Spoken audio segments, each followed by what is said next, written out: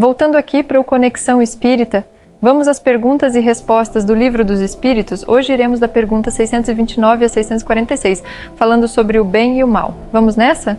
Pergunta 629. Que definição se pode dar à moral? A moral é a regra da boa conduta e, portanto, da distinção entre o bem e o mal funda-se na observação da lei de Deus. O homem se conduz bem quando faz tudo tendo em vista o bem e para o bem de todos, porque então observa a lei de Deus. 630. Como se pode distinguir o bem do mal? O bem é tudo o que está de acordo com a lei de Deus e o mal é tudo o que dela se afasta. Assim, fazer o bem é se conformar à lei de Deus. 631. O homem tem meios para distinguir por si mesmo o bem e o mal? Sim, quando ele crê em Deus e quando o quer saber. Deus lhe deu a inteligência para discernir um e outro. Pergunta 632. O homem que é sujeito a errar não pode enganar-se na apreciação do bem e do mal e crer que faz o bem, quando em realidade está fazendo o mal? Jesus vos disse: vede o que quereríeis que vos fizessem ou não, tudo se resume nisso. Assim não vos enganareis.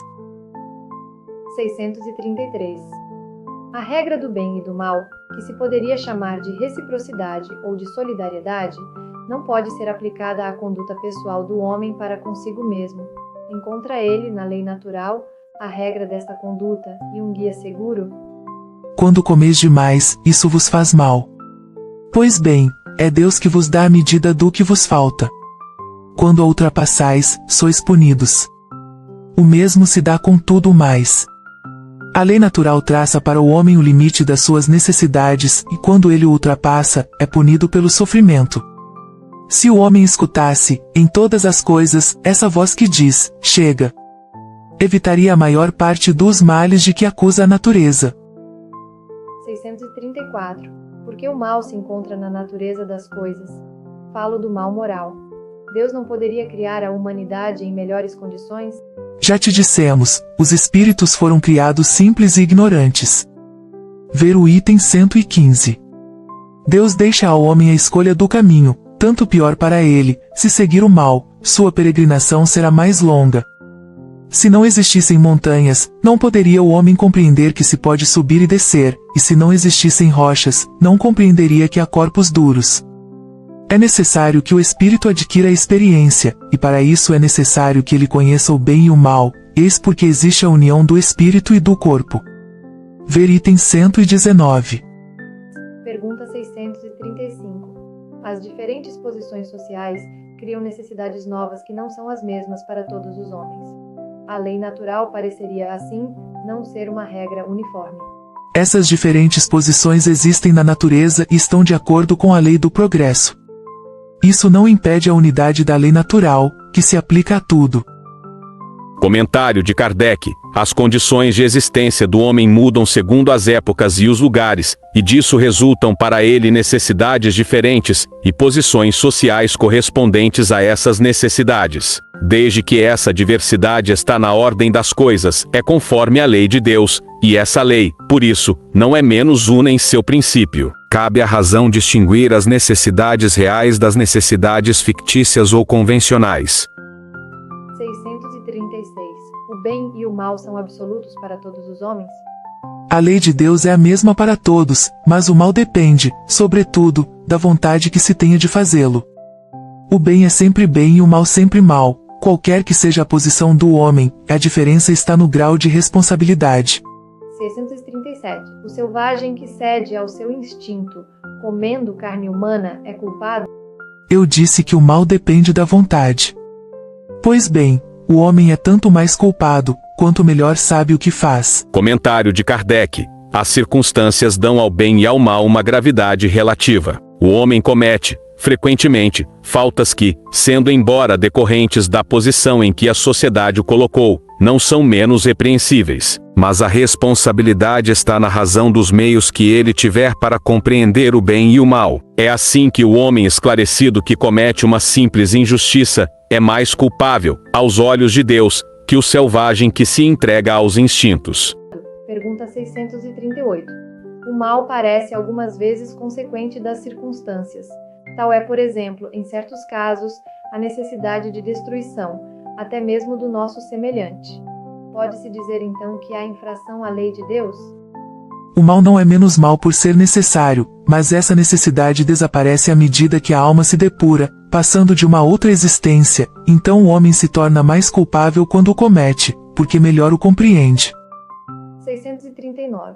O mal que se comete não resulta frequentemente da posição em que os outros nos colocaram, e nesse caso, quais são os mais culpáveis? O mal recai sobre aquele que o causou.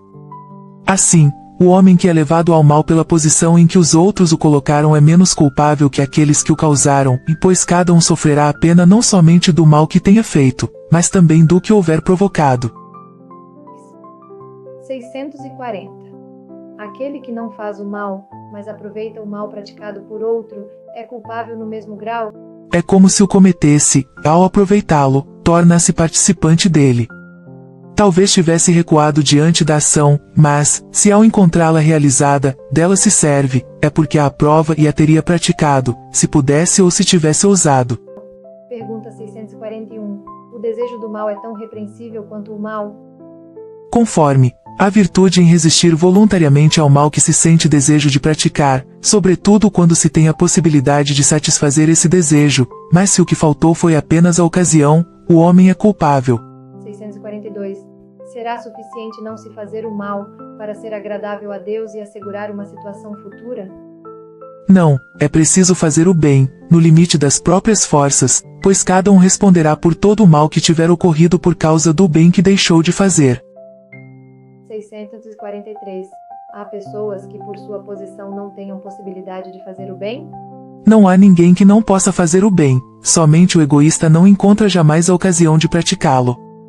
É suficiente estar em relação com outros homens para se poder fazer o bem, e cada dia da vida oferece essa possibilidade a quem não estiver cego pelo egoísmo, porque fazer o bem não é apenas ser caridoso, mas ser útil na medida do possível, sempre que o auxílio se faça necessário.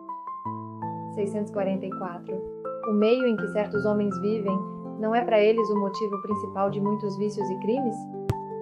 Sim, mas ainda nisso há uma prova escolhida pelo Espírito no estado de liberdade. Ele quis se expor à tentação para ter o mérito da resistência. 645. Quando o homem está mergulhado na atmosfera do vício, o mal não se torna para ele um arrastamento quase irresistível? Arrastamento, sim, e irresistível, não, e porque no meio dessa atmosfera de vícios podes encontrar grandes virtudes. São espíritos que tiveram a força de resistir, e que tiveram, ao mesmo tempo, a missão de exercer uma boa influência sobre os seus semelhantes. E a pergunta 646. O mérito do bem que se faz está subordinado a certas condições, ou seja, há diferentes graus no mérito do bem? O mérito do bem está na dificuldade, não há nenhum em fazê-lo sem penas e quando nada custa. Deus leva mais em conta o pobre que reparte o seu único pedaço de pão, que o rico que só dá do seu supérfluo. Jesus já o disse, a propósito do óbolo da viúva.